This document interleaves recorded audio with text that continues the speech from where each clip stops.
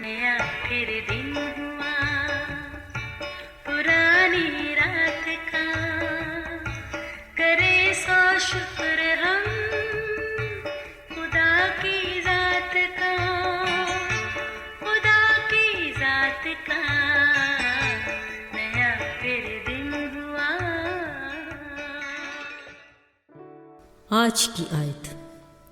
मुझको तुझसे ये शिकायत है कि तूने अपनी पहली सी मोहब्बत छोड़ दी।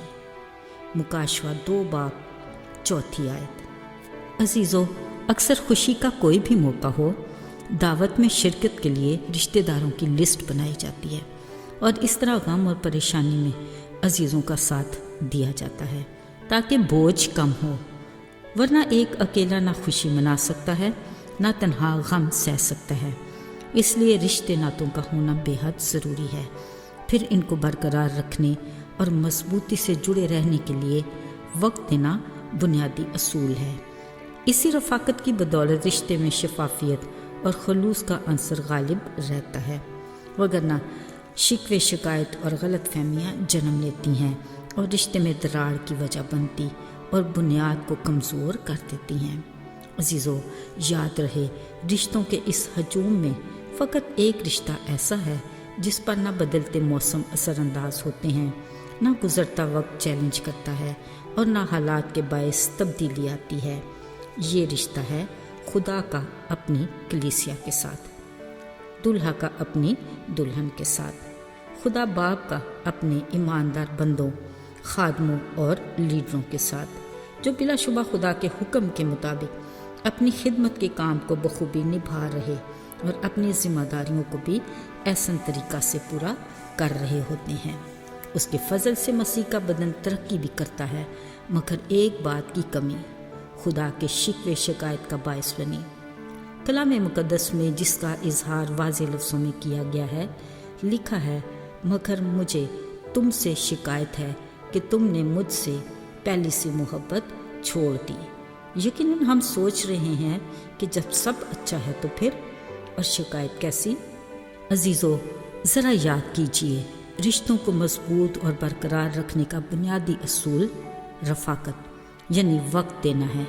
बिलाशुबा कलीसियाओं में खिदमत गुजारी का काम तो हो रहा है, जो खुदा को पसंद और कबूल भी है, क्योंकि ये उसी के लिए है, मगर जिम्मेदारियों में खोकर शख्सी तौर पर खुदा को वक्त न देना उसको दुखी कर देता है।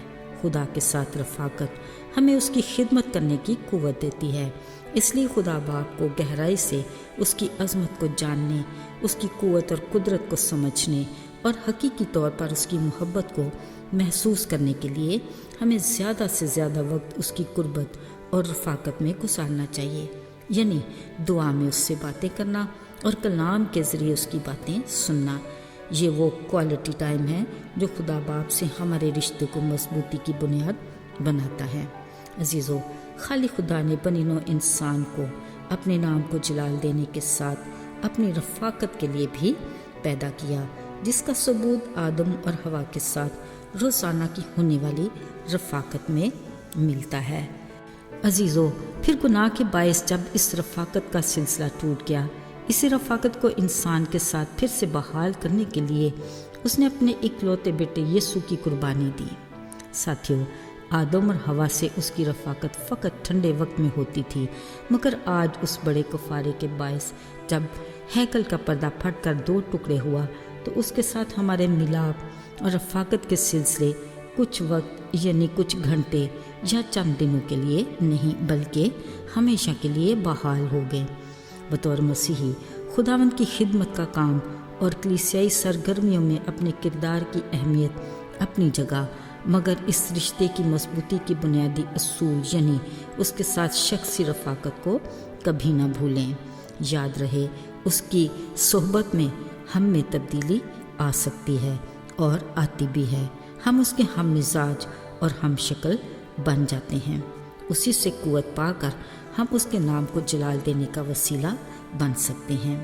यकीनन इसी सूरत में खुदा की हमसे शिकायत कि तुमने मुझसे पहली सी मोहब्बत क्यों छोड़ दी, इसका अजाला हो सकता है।